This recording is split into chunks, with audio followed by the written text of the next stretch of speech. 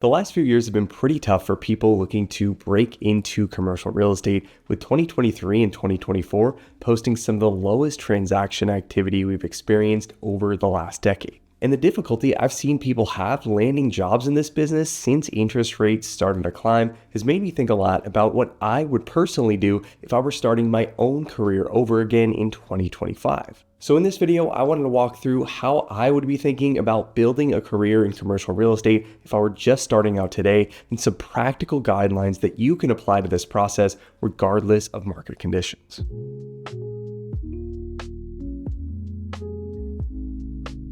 So the first thing I would make sure to do before making any major decisions about my career path in this industry in general is get really clear on what I'm trying to optimize for within my professional life. A lot of people jump into a career in this business without taking the time to step back and think about what they really want to get out of it, and this can ultimately set you down a path that's in conflict with why you got into the industry in the first place. The four main categories I would think about here are money, prestige, lifestyle, and impact, and each of these things require their own unique career paths to accomplish what you're looking for. If money is your primary goal, careers in institutional brokerage and real estate entrepreneurship are really hard to beat, and even though both of these paths typically require multiple years of working really long hours for an uncertain income, the long-term earning potential of each of these paths is arguably the highest of any in this industry. In brokerage, commissions on the sale or financing of an 8 or 9-figure asset can be huge, and if you're a top producing broker in a major gateway market, it's not unrealistic at all to make 7 figures a year. And in entrepreneurship, if you're raising capital to buy or develop commercial real estate, the promoted interest you can generate on a profitable deal can also be well into the 7 figures. And when you sell multiple assets at the same time,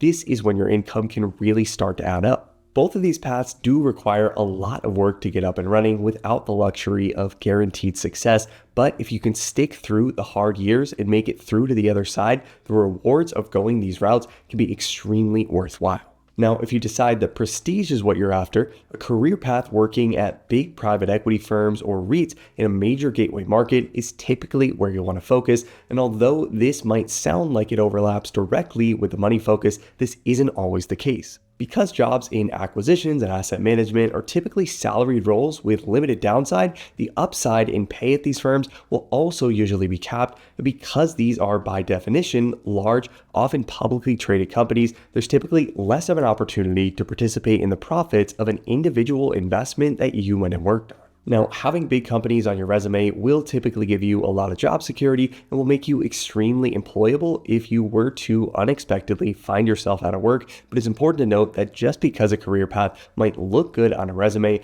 doesn't necessarily mean you're maximizing pay. Now, if you decide that lifestyle is what you want to optimize for, there are a lot of jobs that can also help you make this happen, and roles in lending at big banks or insurance companies, roles in portfolio management or corporate finance at real estate investment firms, or even jobs in research or property valuation at third-party advisory firms can all give you relatively set hours without a lot of travel. In my experience, the bigger, more established, and less reliant on transaction or commission-related income a company is, the more lifestyle focused that company tends to be. And if you start out your job search with these things in mind, it'll be a lot easier to find a place to work that's ultimately aligned with where you want to end up. Now, finally, if you decide that your main goal of getting into commercial real estate is making an impact on local communities, there are also many ways to do this through working on things like affordable housing, urban redevelopment, or ESG efforts within a bigger firm. Now, these roles tend to be extremely specialized and don't exist within every company out there, so in most cases, you'll need to seek out specific organizations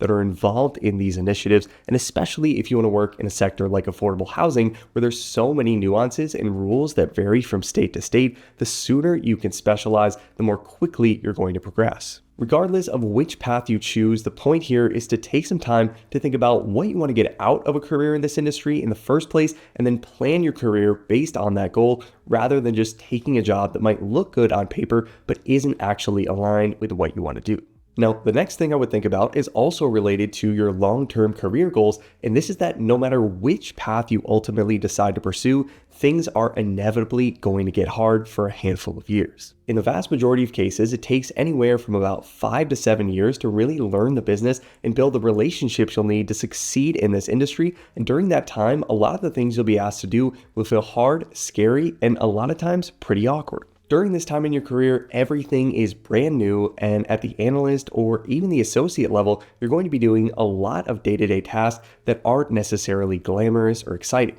If you're working in brokerage, your version of hard might look like working 80 hours a week, putting together BOVs and OMs to build relationships with clients and learn to value properties. And if you're working in acquisitions, your version of hard might look like grinding away in Excel and combing through rent rolls and T12s to learn to spot patterns and value creation opportunities. The main takeaway here is that no matter which career path you choose, things will inevitably be hard when you're first getting up and running in this industry. And if you know that going in and you have an end goal in mind that you're working towards, it'll be a lot easier to get through this time period when things end up getting tough. Now, the last thing I want to mention here is that at some point after that 5 to 7 year mark, you're going to be faced with a decision that's going to require you to take some sort of a risk. For most people, this will involve either striking out on your own or taking on a new job at a new company with a lot more responsibilities than you're used to or comfortable with, and both of these things require taking a really big leap of faith and betting on yourself. And for people who decide to optimize for lifestyle, this is also the time where you really have to choose if you want to double down on this path and run the risk of getting passed over by your peers, since it's very difficult to get off this path at this stage of your career. Ideally, at this point, you'll want to be at a place where you know yourself and where you ultimately want to go. And when a big opportunity arises that could end up defining your entire career, you've done the hard work up front to make that decision easy. So if I were starting over in commercial real estate in 2025, these are the main things I'd be thinking about most. And if you're looking to build the technical skills you'll need to make it through the interview process and land a job in this industry, make sure to check out our all-in-one membership training platform, Breaking a CRE Academy. A membership to the Academy will give you instant access to over 120 hours of video training on real estate financial modeling and analysis. You'll get access to hundreds of practice Excel interview exam questions, sample acquisition case studies, and you'll also get access to the Breaking a CRE Analyst Certification exam, which covers topics like real estate pro forma and development modeling, commercial real estate lease modeling, equity waterfall modeling, and many other real estate financial analysis concepts that will help you prove to employers that you have what it takes to tackle the responsibilities of an analyst or associate at a top real estate firm. And if you like this video and want to see more content on commercial real estate career advice, make sure to hit the like button and let me know. And let me know in the comments if you want to see any of the paths I mentioned earlier covered in more detail in a future video on the channel. As always, thanks so much for watching, guys. I hope you found this helpful. Subscribe to the channel if you haven't already to see more videos like this every single week, and I'll see you in the next video.